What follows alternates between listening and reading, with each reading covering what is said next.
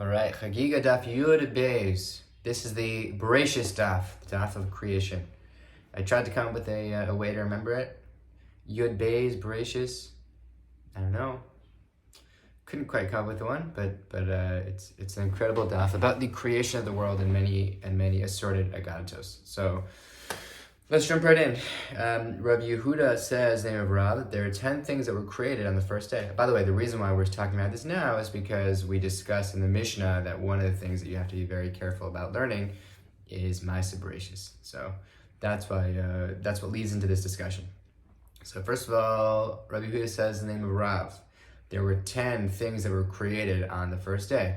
And this is all from the Pasuk. Shamayim, Aretz, Tov, Vov, Choshech, Or, Ruach, Mayim, Midas Yom, Midas Laila. These 10 things were created on the first day. And it is supported in the Psukim.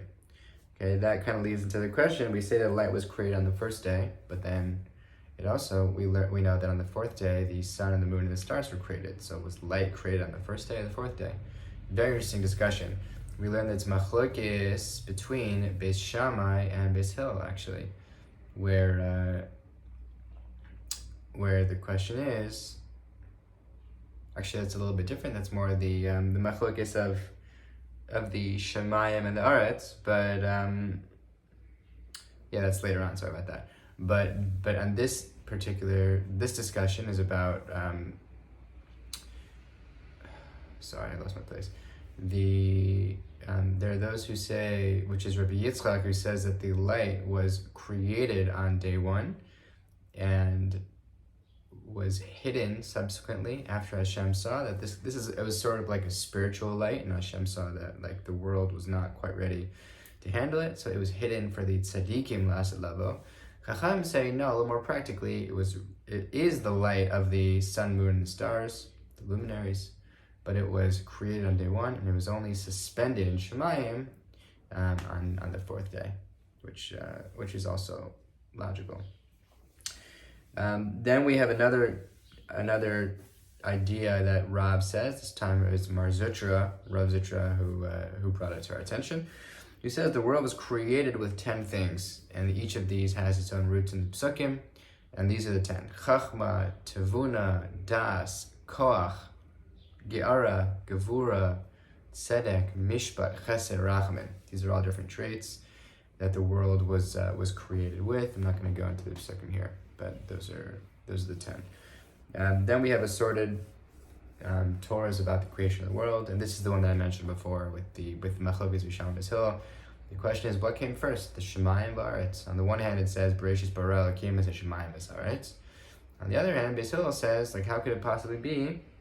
How could you build like if you're building a house, who builds the attic first and then the ground floor? If you start with the foundation, then you build the attic. That's Beis Hillel. He says that the Aretz was built first. Beis Shammai says no, the attic was built first, and he says like you're building a footstool for a chair. So what do you build first, the footstool? No, the chair. So very interestingly, the Nakuda here is really like what is the essence of creation? Like what was creation all about? Is the main part what happens down here in this world, or is the main part what happens up in Shemayim, Kisei Kavod? Beis Shammai, who says that the main part of creation is what is happening in Shemayim, the Malachim, the Kisei Kavod, all that.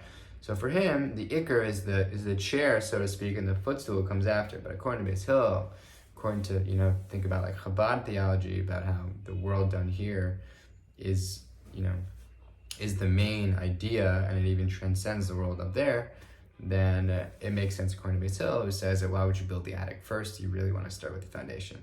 Very interesting Gemara. We also say that the world sort of expanded when it was initially created until Hashem rebuked it and said you need to stop. We know this. One of the sources from this is that Hashem, the word Shin Dalad Yud is She'amar le'olam dai. Hashem told the world, okay, enough, no more expanding. Interestingly, we actually kind of know that the evolution of the world was that the world was much smaller, and then it slowly shifted over time. I don't know if that's related, but I just thought I'd bring that up. And then the Gemara goes on to talk about the things that are beneath the surface of this world, Middle Earth is not mentioned, so this is a source that Lord of the Rings maybe never happened. And each of them are sort of rooted in psukim. And then what is above this world, and this is an idea by Rish Lakish, who introduces the concept of 7 heavens. There are 7 additional layers of heaven, which I'll read to you now. There's Vilon, which is the curtain, which is what renews the world every day. It opens and shuts and sort of refreshes the world again. The command R of the world, so to speak. Then the number 2 is Rakia, which is the sky. That's where the sun, the moon, and the stars live. I guess that's traditionally what we consider, what people colloquially mention heaven about. 3 Shechakim are the mills, which basically are these like celestial mills that grind up man and serve them to the tzaddikim. That's like level number 3. Number 4 is a Zvo, which is the residence. That's where Yerushalayim Shalmaila lives. That's where the base of Mikdash is. We know that they're parallels. Whatever you see down here, you see up there. So that's in level 4. Number 5 is the Ma'on, the abode. That's where the Malachei Shari stand and sing Shira. And then number 6 is the Machon. This is interesting. The arsenal. You know, when we learn in the pasuk Yivtach Hashem Es Otzara Tov, Hashem will open up His good storehouses for the tzaddikim. That implies that there are storehouses that are not so good, and so we say that lives in the 6th level, which is where you find like tribulations, things like heavy snow, rain, wind, storms. These are things that Hashem basically keeps and uses at His own will, if necessary. And number 7 is the Arvos, the plains. This is where all the good stuff, all the treasure that we talk about, you know, you talk about the good thing in Shemayim, that's where it all lives.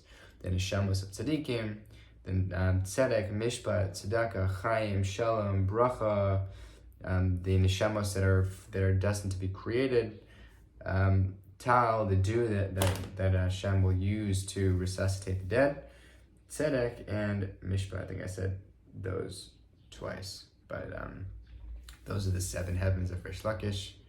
Interesting, because that idea, 7th heaven, is something that has been, you know, tossed around a bit. At least I've heard it, but I didn't know that it's actually rooted here. On Chagiga Daf Yud Beis, and very, very good daf. Have an amazing day.